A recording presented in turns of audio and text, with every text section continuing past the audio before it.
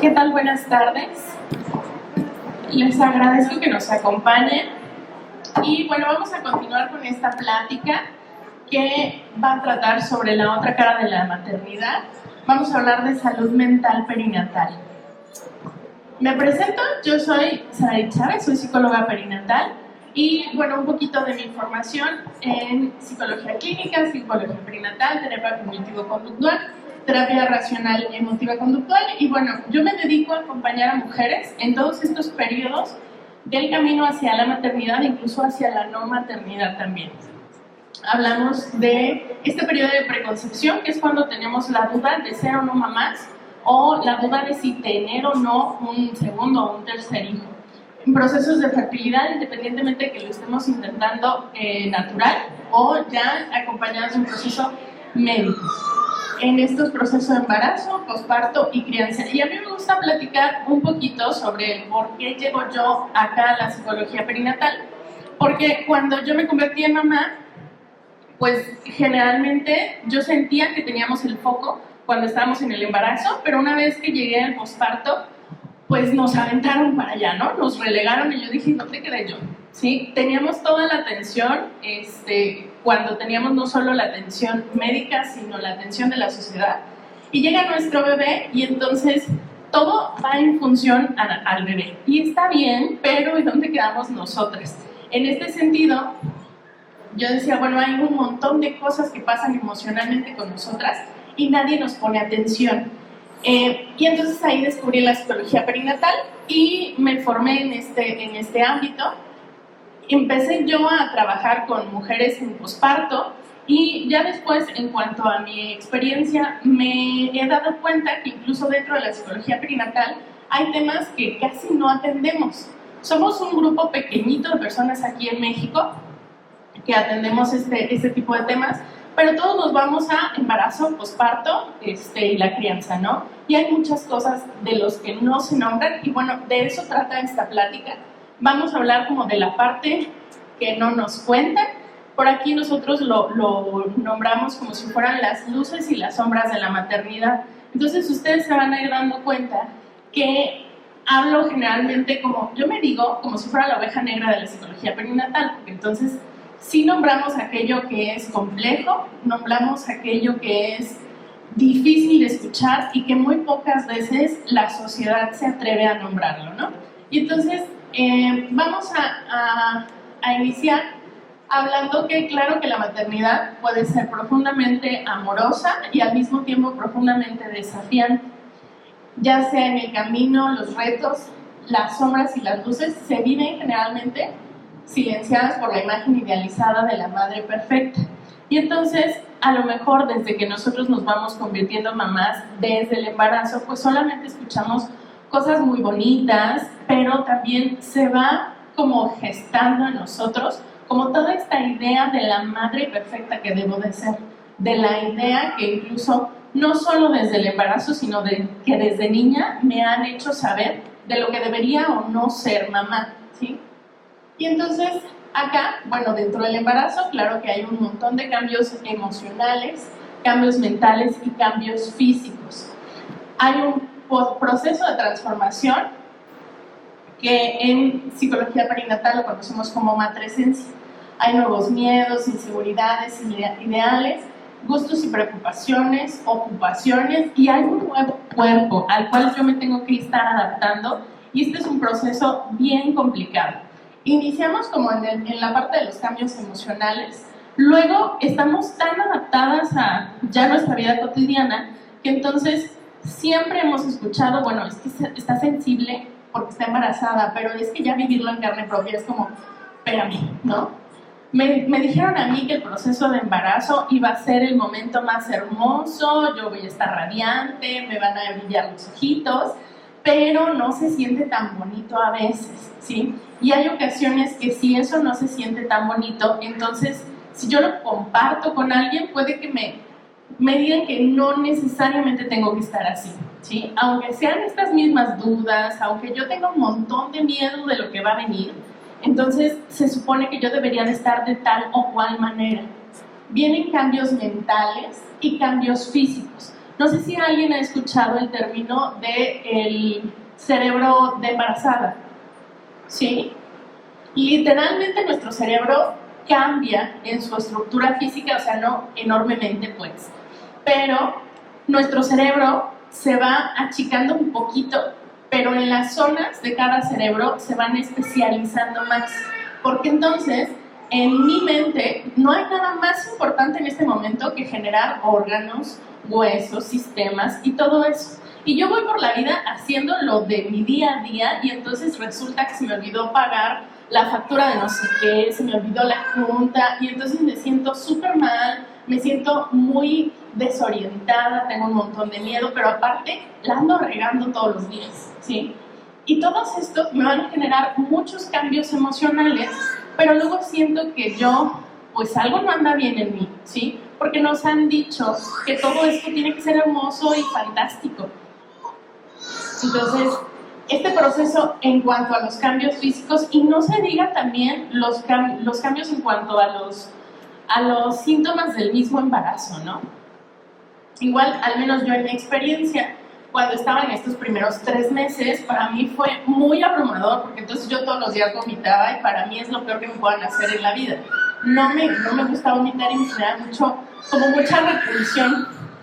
Y entonces ya como, no sé, como al segundo mes yo estaba harta de estar vomitando. Entonces recuerdo estar en la oficina, me metí a la oficina de alguien más, me senté, yo así de, esto es horrible, ¿no? O sea, esto es la cosa más horrible que me pudo haber pasado. ¿Por qué no me dicen que esto es así? ¿Sí? Y créanme que la cara de las compañeras así como de, uy, no, o sea, que no se supone que debes de estar feliz, no se supone que no deberías de quejarte, porque pues tú lo decidiste, ¿no? Entonces deberías de estar casi agradecida. Y hay ocasiones que también estos síntomas pues, pueden perdurar varios tiempo, no solamente los 3 primeros meses. Y para nosotros eso, en conjunto de todos los cambios emocionales, de los cambios mentales y toda parte que tenga yo alguna situación física, claro que va a mermar en mí. Y entonces esta parte de transformación y matresencia, hay 3 puntos críticos en la vida de una mujer en cuanto a la salud mental. Los 3 tienen que ver en cuestión de identidad o cambios de identidad, pero también en cuestión hormonal, por supuesto. Y entonces son la adolescencia, el periodo perinatal y la menopausia. La adolescencia y la menopausia, entonces cada una, pues nosotros tenemos bastante tiempito como para aventarnos la lucha nosotras mismas con la vida y adaptarnos a esta nueva etapa, ¿sí? Y tenemos mucho espacio. Pero entonces, matresencia es esa semejanza como si fuera la adolescencia, donde ya no eres esta mujer que no tenía hijos y que ahora eres una mujer totalmente diferente, pero no tienes ese gran espacio que nos dan, por ejemplo, para la adolescencia. Tienes lo que dura tu parto para ser la mujer sin hijos y la mujer con hijos. Hazle como tú puedas, ¿sí? Hablamos que hay un proceso, y ahorita lo vamos a ver en un momento más, hay un proceso de cambio de identidad, de mucho movimiento, pero dura súper poquito. Y no tenemos, como les decía, ese espacio para afrontarlos, para hacernos cargo de nosotras mismas y darnos como ese tiempo para irnos conociendo y adaptando a todo este proceso nuevo que empieza conmigo, ¿no? Por supuesto, en el embarazo, la mayoría de las veces, solo nos centramos en la preparación material, generamos unas altas expectativas y estamos solo en la romantización de la maternidad. No niego que todo esto sea súper necesario y nos ayuda mucho, ¿no? Pero luego yo les menciono, ya tomé el curso de sueño, el curso de alimentación complementaria, el curso de yoga, el curso profiláctico, pero ¿cómo me preparo yo para lo que va a venir en mí, no solamente para cuidar al bebé, lo que va a pasar conmigo una vez que yo me convierta en mamá? Y entonces, si nos quedamos en esa romantización, pues obviamente cuando yo llegue al posparto, posiblemente haya un golpe de realidad muy fuerte, porque no era lo que yo esperaba, ¿sí? Y entonces las realidades emocionales durante el proceso de embarazo es que hay muchísima inseguridad, puede haber mucho miedo, y no porque incluso esto no fuera planeado, ¿no? Yo he trabajado con mujeres que incluso han estado muchos años en proceso de la búsqueda de embarazo, y entonces cuando resulta el positivo, antes de brincar en un pie hay muchísimo miedo, ¿no? O sea, esto yo no me lo esperaba, y, o sea, sí lo quería, pero no pensé que fuera ahorita, o han pasado tantos años, porque ahora sí resultó, y hay mucho miedo, hay mucha inseguridad, nos podemos sentir muy solas, incluso cuando tengamos el apoyo de nuestra familia, el apoyo de nuestra pareja, que tengamos redes de apoyo como grupos de mamás, yo me puedo sentir sola. Puede haber mucha represión, lo que yo les decía, si no me siento muy feliz, no necesariamente lo voy a compartir. Y si entonces lo llego a compartir, posiblemente mi mamá o la suegra me va a decir, no, pero es que eso no está bien. O sea, tienes que estar feliz, o no pienses mal, o mantente positiva. Entonces nos ayuda mucho a esta represión. Tenemos también mucha presión social de lo que tendrías que hacer, ¿no? De un momento a otro, entonces toda la gente, entre comillas, tiene el derecho a decirte lo que tienes que hacer, no solo con tu maternidad, sino también con tu cuerpo, ¿sí? Y no es que esté mal o que lo hagan desde una postura con mala intención, pero posiblemente si yo ya estoy bien abrumada con todo esto, entonces todos los comentarios me van a incrementar toda esa sensación. Puedo tener mucha culpa. El día de ayer estuve en un círculo de mujeres en los cuales pues hablamos de todo esto que no se nombra, y entonces había una chica a la cual le habían dicho en algún momento que iba a ser muy difícil embarazarse. Llega el embarazo y entonces había mucha culpa por la vida que yo ya había imaginado sin hijos, ¿no? Qué padre que tengo este embarazo, pero pues yo ya me había imaginado sin. Y entonces no significa que sean emociones negativas o que esto va a determinar algo malo en mí como mujer o como mamá, sino que esto puede ser algo muy normal dentro de este proceso. Puede haber también dificultad del vínculo afectivo. Muchas veces, si hemos tenido algún duelo gestacional previo, el siguiente embarazo es muy complicado por esto. Luego lo asumimos desde no le quiero decir a la gente, no me quiero emocionar tanto, me voy a esperar después de los 3 meses para que, pues, si pasa cualquier cosa, no me duela tanto, por así decirlo. Y entonces solamente estamos como haciéndonos a un ladito para no generar como todo este vínculo, por mucho miedo, por supuesto, ¿sí? Nos puede causar ansiedad, puede haber depresión, no necesariamente que sea por el embarazo, pero si yo ya tenía algún antecedente, ya sea de depresión, de ansiedad, de algún diagnóstico en cuanto a mi salud mental, como les decía, son 3 puntos cruciales en la vida de la mujer. Y entonces yo les digo que es como el embarazo del posparto, una catapulta por cualquier cosita que yo haya traído detrás, ¿sí? Generalmente esto no, como les digo, no lo hablamos. Y si no lo hablamos y yo no lo estoy pasando tan bien, entonces de seguro a lo mejor puedo generar muchos pensamientos sobre esto no debió de pasar, o no estoy lista, o si ahorita me estoy sintiendo así, de seguro no lo voy a hacer bien cuando llegue el bebé. Esto claro que puede mermar mucho tanto la estabilidad en ese momento de la mujer, como también como la misma dinámica en pareja o en familia. ¿Esto puede influir? Sí, porque entonces si yo estoy viviendo alguna de estas cosas de manera muy fuerte, o a lo mejor que sí está generando una disfuncionalidad en mí, si no lo atiendo en el embarazo, posiblemente va a ser o se va a agravar mucho más en el posparto. Y entonces hay muchas mujeres que quizá el ginecólogo les dice, oye, creo que vamos a tener que ir al psicólogo, creo que vamos a tener que ir al psiquiatra, pero entonces como esta idea de que en el embarazo no puedo tomar ningún medicamento, pues ¿cómo me van a mandar al psiquiatra, no? Lo bueno es que actualmente pues también hay psiquiatras con formación perinatal que saben que es también muy seguro que podamos tener alguna medicación, y de cualquier manera el que se tenga la atención psicológica durante todavía el embarazo sí es muy importante, si hay algo de esto en ese proceso. ¿Cómo me puedo preparar durante el embarazo?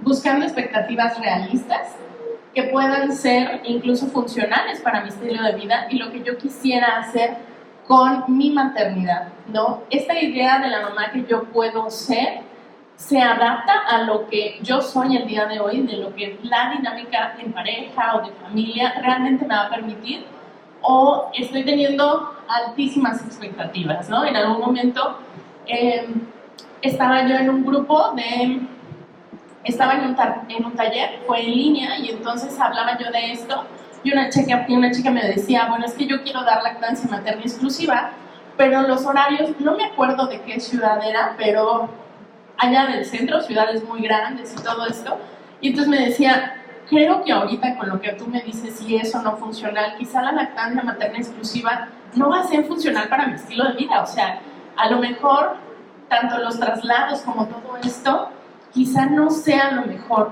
pero la realidad es que nunca lo dudamos, ¿no? Lo escucho y escucho que esto es lo que yo debería de hacer, y entonces me voy a esforzar muchísimo por hacerlo. No importa que sea funcional o que incluso no sea sano o que esto me pueda generar ansiedad, ese tipo de cosas.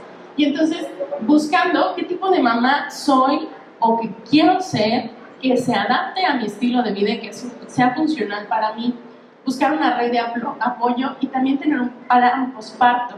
Mucho se escucha sobre el plan de parto, ¿no? De todo lo que tienes que tener para el bebé, de todo lo que tienes que llevar al hospital, pero y luego después de eso, ¿quién me va a cuidar a mí? ¿Cómo voy a tener espacios para poder dormir en esas primeras semanas? ¿Sí? ¿Quién se va a hacer cargo del bebé o el hermano mayor? ¿Quién se va a hacer cargo de la casa? Todo eso generalmente no lo vemos, ¿sí? Incluso como todos estos límites que yo quiera poner con mi familia, si quiero recibir visitas, si no las quiero recibir. Todo esto es algo que incluso no vemos como muy necesario, pero ya cuando estamos ahí y si estamos pasando por un proceso emocional más allá de lo normal, sería muy, muy importante. Y claro, tener una buena red de apoyo, no solo en pareja, no solo en familia, sino también lo que nos ayuda muchísimo aquí, sí son estos grupos de mujeres que están viviendo la misma situación que yo, ¿sí? Y bueno, igual algo dentro del embarazo que casi nadie nombra, pues es este duelo gestacional, donde independientemente de la edad gestacional del bebé, hay una frase que a mí me gusta mucho que es: el hecho de morir pequeño no significa morir menos. Y entonces si una mamá estaba pasando por un proceso de fertilidad, ella se va a enterar a lo más cercano a la 5ª semana, ¿sí? Pero si a la 7ª semana lo pierde, para ella ya lo había visualizado y había hecho todo este contexto de que es un hijo, ¿sí? Y entonces este duelo gestacional es una muerte muy invisibilizada. Si yo no lo comenté, pues no pasó nada, ¿sí? Hay mucha gente que no conoce mucho del tema y entonces cree que porque no lo conocimos, pues no es como que nosotras como mamá lo querramos, ¿sí? O a lo mejor si se enteró cuando ya estaba en el proceso del aborto espontáneo, pues ni sabía que iba a ser mamá, entonces pues no creo que sea algo como tan doloroso. Es un tema tabú porque la sociedad no estamos acostumbrados a hablar de muerte y mucho menos cuando estamos esperando la vida, ¿sí? Y que se romantiza en gran cantidad el tema del embarazo, por supuesto. Y entonces no estamos preparados, ni los papás, ni la familia, para recibir una noticia como esta. Claro que es inevitable no querer pensar en esto porque ojalá que no me pase a mí, pero lo importante acá es que mientras no lo neguemos, está bien. Tampoco es como para que estando en el embarazo nosotras vayamos a generar como un proceso de ansiedad porque ojalá que no me pase, y si me pasa y si me muevo y todo esto, pero mientras no lo neguemos está bien. ¿Cómo se vive? Generalmente lo vivimos con mucho vacío, por supuesto, muchísimo dolor, pero también se puede hablar de mucha vergüenza, porque entonces en generaciones atrás, si ustedes recuerdan, una mujer que no podía tener hijos o que entonces los perdía era una mujer que no servía. Y literalmente así se les decía, ¿no? Es una mujer que no sirve. Y entonces yo no lo quiero hablar, yo no quiero que me pregunten. Y si tengo pérdidas recurrentes, ya no lo voy a comentar. Y esto me impide pues tener toda la parte del apoyo social. Puedo tener mucha culpa porque no sabemos el por qué pasa, incluso aunque tengamos o no un diagnóstico, pues yo no voy a saber qué hice o qué no hice para que esto sucediera. Y en el proceso de duelo necesitamos respuestas. Y como no las voy a tener, la persona más cercana va a ser yo. Entonces, la más culpable voy a sentir que soy yo. Porque entonces era la persona que lo tenía que cuidar, que lo tenía que proteger. Y de alguna manera yo o mi cuerpo no lo logró hacer. Así lo podemos vivir. Se vive en secreto. Se vive en secreto. Se puede vivir también como una traición. Traición de la vida, traición de Dios, traición de el médico, y por supuesto vamos a tener mucho enojo. Hay muchas emociones que, a pesar de que sean muy naturales, la realidad es que también lo vivimos bien difícil. Por ejemplo, una mujer que ha perdido un bebé difícilmente va a venir a un entorno donde haya mamás embarazadas y bebés pequeños, ¿no? Porque no quiero verlos, ¿sí? Y sentimos incluso como cierto rechazo, y este mismo rechazo me puede hacer sentir mucha culpa. Y si lo digo, y entonces mi mamá me dice, oye, es que eso está mal, o sea, ellos no te han hecho nada, ¿no? Tu prima va a hacer su baby shower y tienes que ir. Oye, pero no estoy lista, ¿sí? Pero tienes que ir porque pues ella no te hizo nada, ¿no? Les digo, no viene desde una mala intención, pero posiblemente la mujer no va a querer estar en estos entornos. Las implicaciones emocionales, tanto el proceso de duelo, y bueno, sabemos ya como de mucho dominio público en esta parte de los procesos del duelo, pero todo nos va a ir ayudando para que podamos irlo procesando. Este duelo no es algo lineal, no es que yo vaya como un trenecito pasando estación por estación y ya lo logré, listo, sino que es cíclico, y entonces en algún momento yo puedo estar con mucho dolor, puedo sentirme muy enojada, pero luego pasamos esta parte de la negociación. La negociación yo le explico como si todo esto que nos dicen en un funeral, como para bajar tantito el dolor, y entonces, bueno, Dios sabe por qué hace las cosas, ya tienes un angelito en el cielo, cosas así. Generalmente eso es lo que puede incluir en el proceso de negociación, mientras que no venga de otros y esto empiece por mí, ¿sí? Que yo, a pesar de ese dolor, pueda tratar de entender o preguntarme por qué esto tenía que pasar, ¿no? Aunque no tenga esas respuestas. Y entonces lo importante es que yo pueda llegar a esa aceptación. Esa aceptación no implica que a mí se me olvide mi bebé o que ya deje de sufrir.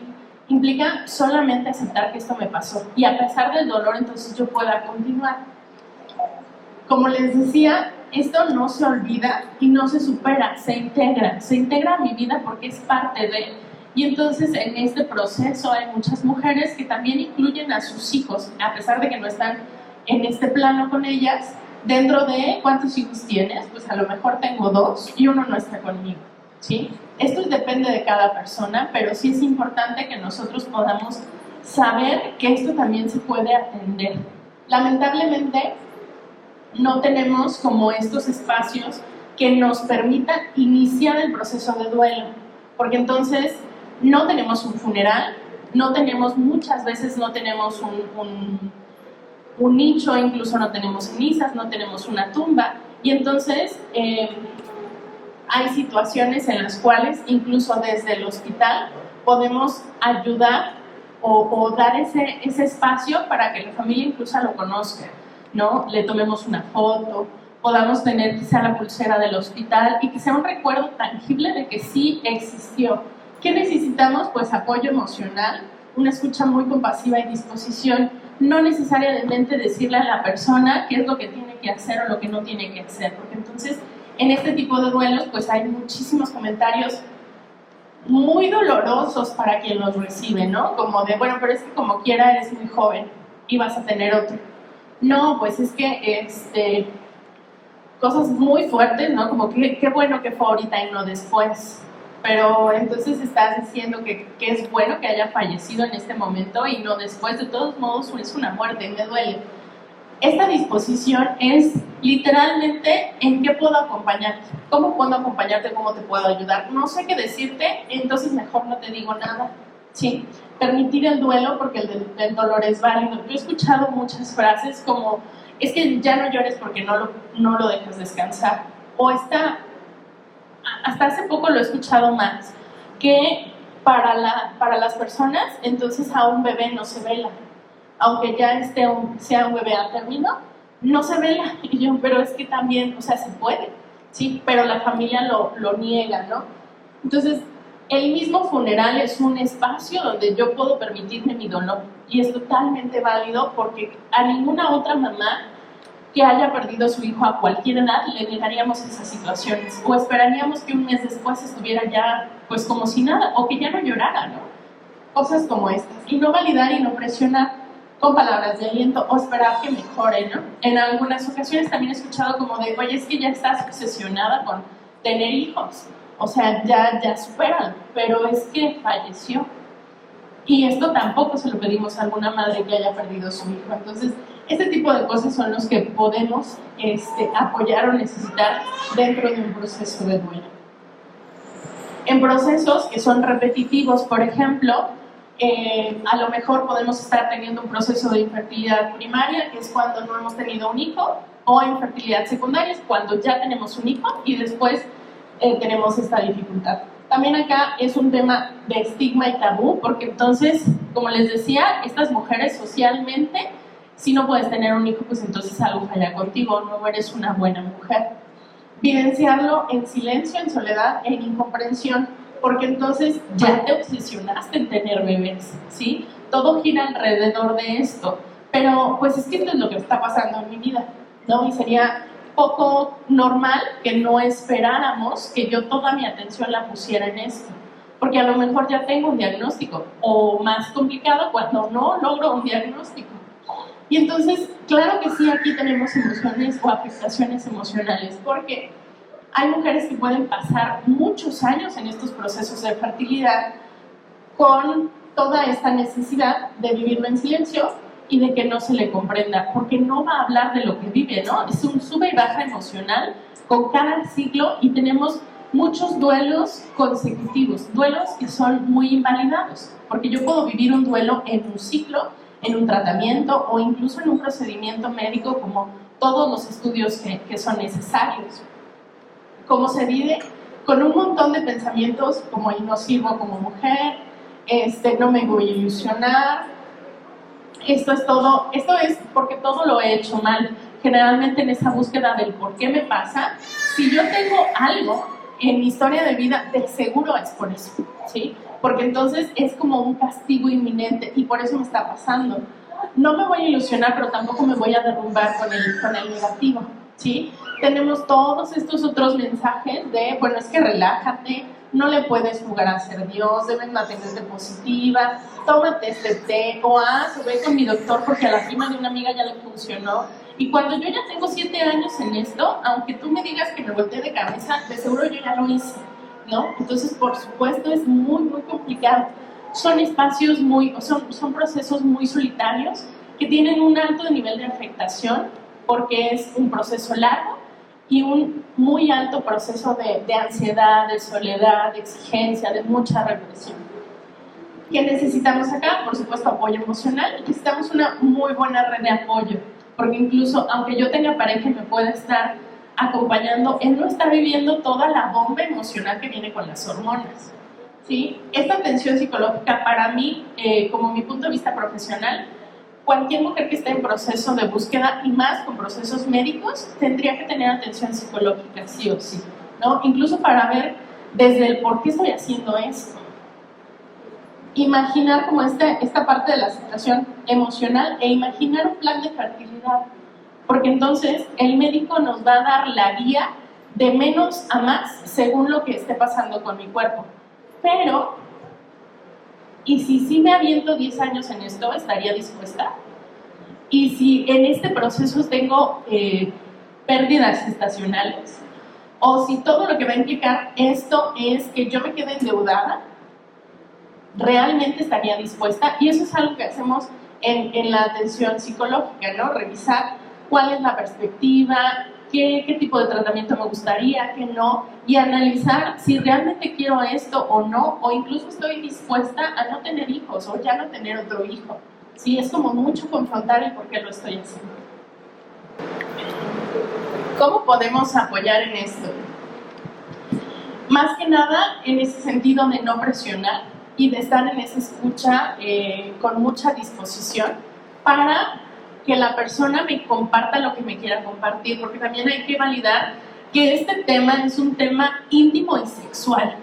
Entonces, si la suegra viene y me pregunta, oye, ¿cómo va? ¿Cuándo lo van a volver a intentar? Posiblemente yo no quiera decir, ¿sí? Si yo les comento o a lo mejor les pido apoyo económico y resulta que este in vitro no funcionó, entonces quizá yo ya no les quiero compartir nada.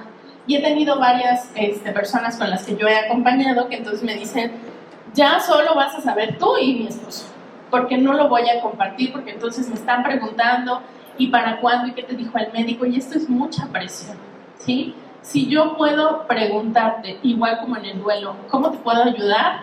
Con eso es muchísimo. Y ahora sí nos pasamos a la parte del posparto. Este es un periodo trascendental desde el momento en el que se pare a la cría y hasta que se llega el destete fisiológico, que recordemos que puede ser como hasta los 2 años mínimo que nos dice la OMS, ¿no? Pero también es el proceso entre que mamá y bebé están funcionados en una relación codependiente. Cuando se acaba, pues ahí vamos viendo, cuando ya uno del otro ya no estemos tan dependientes. Y cada relación tendrá sus tiempos y sus necesidades. El posparto, físicamente, como en el contexto médico, pues nos hablan de 40 días. Pero el posparto emocional va a durar, depende de cada mamá bebé que tengamos. Porque yo voy a necesitar quizá mucho más tiempo para adaptarme a esta nueva etapa, en este nuevo cuerpo, y también pues a validar que ya no soy esa persona. Siempre vemos este posparto así como esta imagen bella, bonita, pero no necesariamente lo vivimos así. Y es ahí cuando yo les digo que está como el golpe de realidad, ¿no? Es bien necesario que nosotros empecemos a desromantizar la maternidad, porque si nosotros seguimos pensando que la maternidad es todo felicidad, belleza y amor infinito, entonces todo lo que no corresponda a eso será motivo de vergüenza y repudio, porque de seguro hay algo mal en ti, ¿ok? Vamos a ver este videito. Hola, ¿cómo estás, Sally? ¿Qué estás haciendo aquí? Estaba visitando a mi mamá unos días. Ah, mi amor, ella es Sally. Sí, Sally se quedó con el puesto de mamá en la galería después de que naciste. Ay, es súper tierno. Sí, no amas estar en casa con él todo el tiempo. Debe ser maravilloso. Sí, bueno, es una buena pregunta, creo, pero es complicado porque me gustaría sentirme contenta. Pero en cambio siento que estoy, no sé, atorada dentro de una prisión de mi propia creación donde me atormento a mí misma hasta que solo puedo comer pastelillos a medianoche para evitar llorar. Y siento que las normas sociales, las expectativas de género y la misma biología me obligaron a convertirme en esta persona que ya no reconozco y estoy enojada todo el tiempo, todo el tiempo. Y me gustaría dirigir un poco de mi arte hacia una crítica de los sistemas modernos que articule esto, pero mi cerebro ya no funciona como antes de tener al bebé y me volví tonta.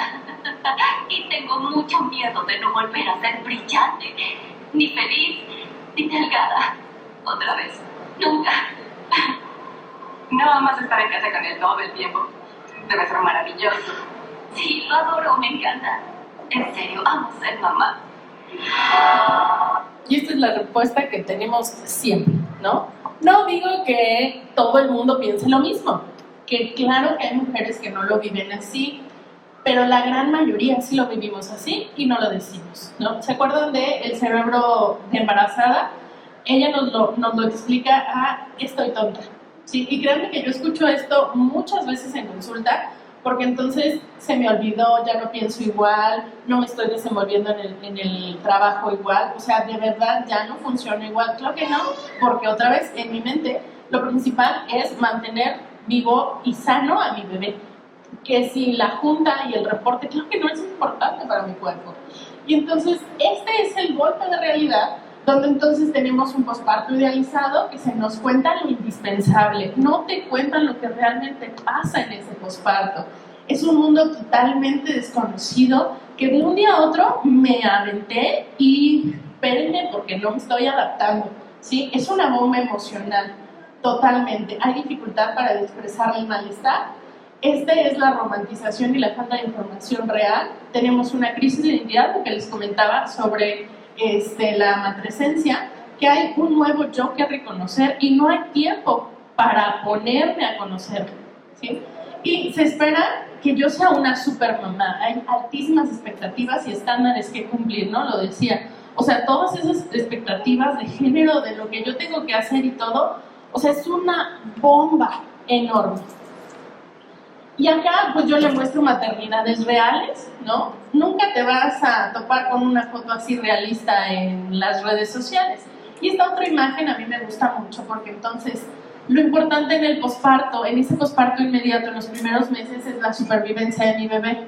Y no importa que yo, pues me tenga que hacer para otro ladito o me deje totalmente de lado mientras que el bebé sea lo principal. Y al inicio es totalmente necesario, porque incluso biológicamente es necesario. Pero si ya bebé tiene 6 meses, 1 año, ahí sí tenemos que hacer muchas cosas, ¿no? ¿Cuáles son las implicaciones emocionales en el posparto? Hay muchas más cosas que solo depresión posparto, que es generalmente lo único que nosotros escuchamos, ¿sí? Entonces hay dificultades de adaptación.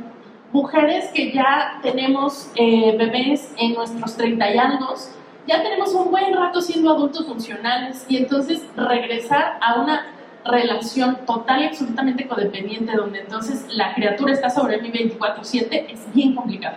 Y entonces no es que no quiera a mi bebé, es que la adaptación está siendo difícil. Tengo mucha inseguridad porque soy mamá primeriza, pero si soy mamá de 2, de todos modos es la primera vez que soy mamá de 2 y no lo sé hacer.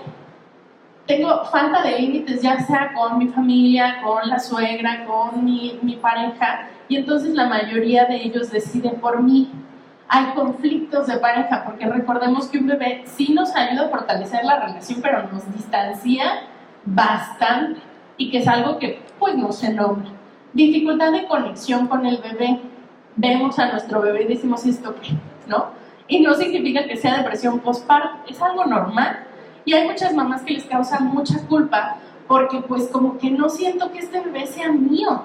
Pues sí, pero cuando conociste a la pareja, al segundo uno no lo amaste, ¿sí? Cuando decidiste casarte o ir a vivir con él, pues no lo conocías como hoy en día lo conoces. Y estas relaciones se construyen. Es igual con un bebé. Nada más que nos platican que es como si fuera un switch que yo lo prendo y entonces en el parto nos dicen que es la primera cita ciegas con nuestro amor verdadero. Pues no tanto, ¿sí? O sea, sí, pero hay muchas mujeres que viven la dificultad de esa conexión. Hay veces que hay mucho arrepentimiento hacia la maternidad. A ocasiones, en esos primeros semanas, es muy normal por lo abrumador que es, pero hay ocasiones que tiempo después, la mujer sí se da cuenta que no debió de ser mamá, ¿no? Y no tiene nada de malo. Lo que se trabaja a adaptarnos. Y esto, ojo, no quiere decir que no querramos a nuestro bebé. Yo separo a la criatura de la maternidad. Y yo puedo amar a mi bebé, pero que me cae bien gordo todo el tema de maternidad. Y eso no tiene nada de mal, me adapto. Pero no es que no quiera a mi bebé, son dos cosas diferentes. Puede haber también duelo gestacional, duelos invalidados, a todo esto que yo les decía, todo lo que una mamá deja por ser mamá. Ayer también alguien me platicaba que entonces dejó su carrera deportiva, ¿no? Por convertirse en mamá y no lo ha retomado. Y esto la hace no sentirse ella misma. Hay muchos duelos que como nadie se muere, pues ¿por qué deberías de estar triste, por ejemplo? Puede haber también ansiedad, puede haber depresión, puede haber baby blues, sí puede haber depresión postparto, puede haber trastorno de obsesivo-compulsivo y trastorno de estrés postraumático. ¿Por qué? Porque también en el parto podemos vivir un tema traumático. Si viví un duelo gestacional en el parto de ese duelo, también puede ser traumático para mí. O cuando hay embarazos complicados, ¿no? Que si a lo mejor me hicieron un cerclaje o a lo mejor tuve amenaza de parto prematuro y duré 3 meses en cama, puedo tener estrés postraumático también. Y hay un burnout materno bastante común, ¿no? Actualmente, pero que no lo vemos así porque todas las mamás estamos cansadas Y esto es parte como muy normal de la maternidad. Claro que sí, quisiera platicarles como esta parte de qué es el baby blues y la depresión postparto. ¿Alguien ha escuchado del baby blues? ¿Sí? La mayoría no, porque solo escuchamos depresión postparto. El baby blues es esta melancolía del parto. El 70% de las mujeres lo tenemos y son síntomas que es tras el nacimiento y hasta las 2-3 semanas, que sí se va a caracterizar por síntomas depresivos, pero solitos van a desaparecer. Si yo platico con una amiga, con la familia, todo esto, me va a sentir muy bien, pero son síntomas que se parecen mucho a la depresión postparto, pero son en esas primeras 3 semanas. Aparece y solito se va. Si continúa después de 2 semanas, entonces hay que revisar si es depresión postparto. Pero la depresión postparto puede aparecer durante todo el primer año. O sea, a lo mejor los primeros 6 meses yo estuve súper bien y entonces después me empiezo a sentir mal y nadie lo asocia a la depresión postparto, pero puede ser.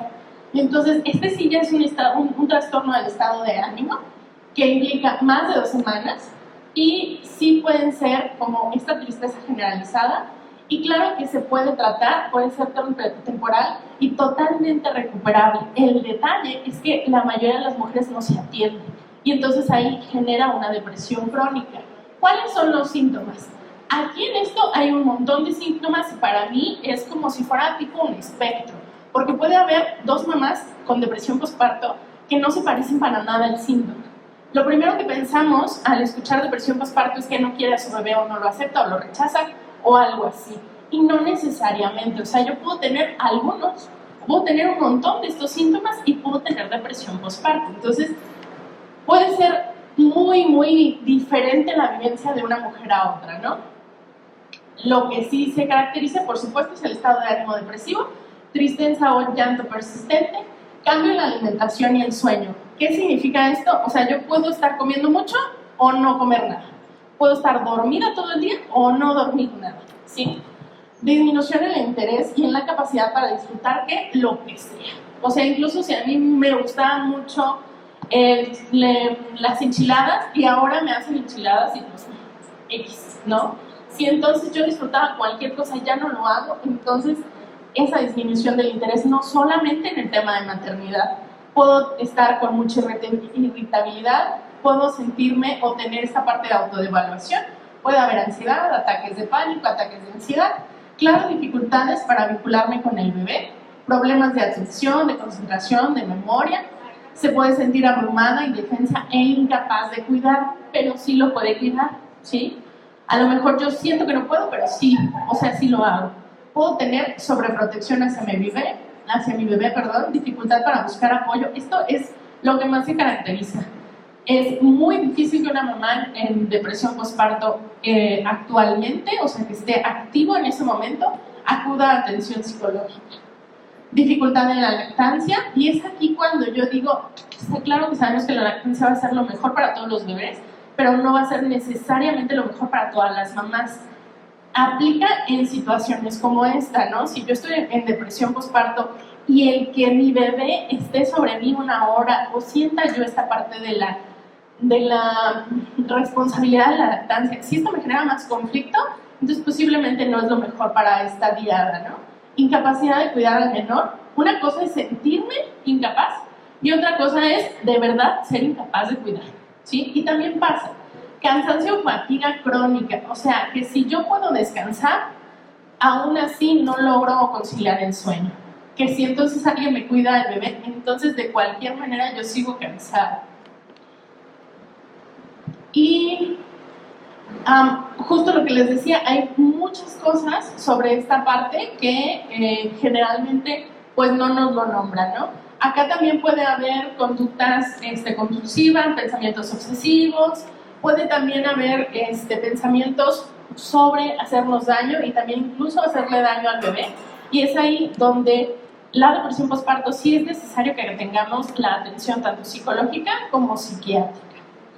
Y pasando ya el proceso donde vamos en la parte de la crianza, pues entonces tenemos y nos encontramos muchas veces en pareja con diferentes formas de crianza que va a ser un espejo a nuestra propia infancia. Y entonces también conmigo llegan muchas mujeres que ya están, no sé, en el año o en los 2 años de su bebé y quieren llevar una crianza respetuosa, pero entonces me dicen, es que yo no sé de dónde, pero me sale el grito o me salen las ganas de quererle pegar, ¿no? Y también recordemos que venimos de unas generaciones que esto estaba totalmente normalizado y era parte de la crianza, ¿no? La parte de la violencia.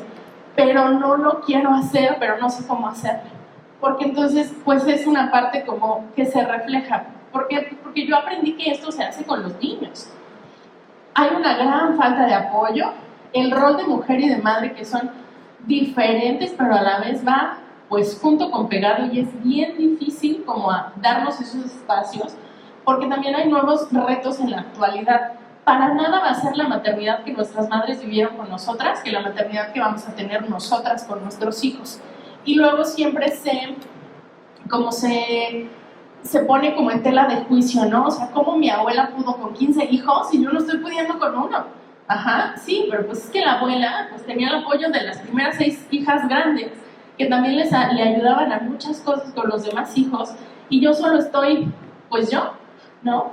Todavía nuestras mamás tenían como equipo o esta tribu en la familia, porque entonces en posparto venía no solo la abuela, la tía, la cuñada, la comadre, todas. Y la mujer, yo todavía me acuerdo que en algún momento visitaba cuando yo era niña a alguien en posparto y tenían como las cortinas y todo un proceso para que entraras a ver al bebé y la mamá no podía salir de esa habitación porque estaban cuidando, pero había un montón de gente en la casa, ¿no? Que hacía todo porque esa mujer no saliera del cuarto.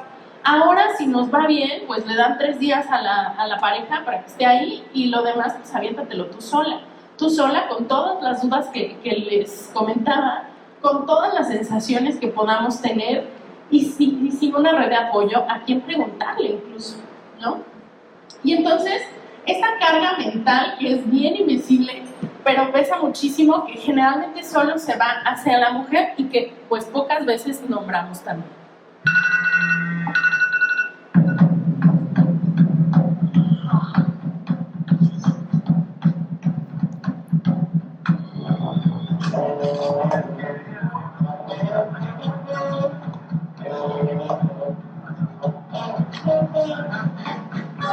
Que no se te olvide. Sí, sí. ¿Aló? Bueno, mamita, ¿qué hago de almuerzo? ¿Compraste la cartulina que tiene que llevar la de mañana? ¿Me acordaste? No.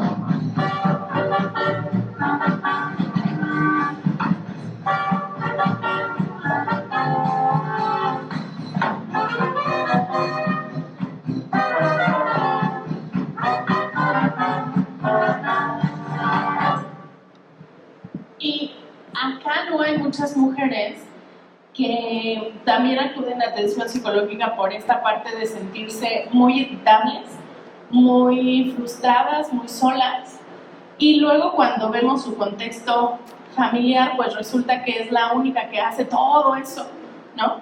Y que tiene que ser la que está regulando, gestionando incluso la paternidad de la pareja, ¿sí? Luego hay personas también que después de quizá una separación hay un golpe de realidad, porque entonces yo no imaginé que este gran papá que yo conocía, pues resulta que ahora ya no pregunta por el hijo y que ya no aporta ni 2 pesos. Y cuando vemos la dinámica, pues es que pues lo veía porque vivían juntos, ¿no? Salía con él porque tú le decías que lo llevara, pero realmente no es que él realizara como activamente su paternidad. Y entonces sobre esto tenemos un montón de mamás que están en ese burnout materno, pero que ellas creen que lo están haciendo mal y nada más estamos súper cansadas, ¿sí? ¿Qué necesitamos aquí? Pues muchísima red de apoyo.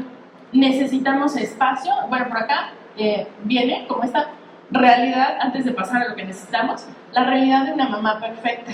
Cuando yo me adentro de lleno a lograr estas altas expectativas de la maternidad en cualquiera de las etapas que me encuentre, generalmente me voy a sentir fracasada siempre porque pues no le voy a dar gusto a nadie. O sea, si lo hago de esta manera está mal y si lo hago de la otra, habrá alguien que me diga también que está mal. yo voy a devaluarme, voy a invalidarme todo lo que haga porque de seguro otra vez está mal y me voy a sentir muy sola, ¿no? He escuchado muchas veces mujeres que me dicen, pero es que, o sea, yo no le pongo el lonche instagramable a mi hija y no sé cómo la otra mamá sí puede, ¿no? O que estaba yo en un semáforo y volteé y entonces estaba una mamá tomándose fotos con su hija y a mí eso no me sale, ¿no? ¿Por qué? ¿No? Entonces, hubo una ocasión que una mamá me decía, es que estoy tan irritable que mis hijos me caen muy mal, o sea, me siento muy mal por sentir eso de los hijos. La realidad es que estaba en burnout materno y yo le decía, no es que te caigan mal, pero es que estás sosteniendo tantas cosas que no tienes esa disponibilidad emocional para voltear a ver a los hijos. Trabajando todo eso, y ni siquiera tuvimos que trabajar como el tema de la relación mamá-hijo, solito se fue mejorando esas relaciones. Y es mucho por esto, ¿no? Entonces, la mamá que se exige ser esta mamá perfecta, generalmente la tenemos como con estas implicaciones emocionales. ¿Qué necesitamos? Pues replantear nuestras creencias a una maternidad que sea realista para nosotros, porque entonces estas imágenes son hermosas, y muy de Pinterest, y como en mi casa no se ve así, entonces de verdad la que está mal soy yo, pero sí es realista, sí es funcional lo que estoy tratando de querer hacer con mi maternidad y qué tan sano es, no que esté mal o que esté bien, sino qué tan sano está resultando esto para mí.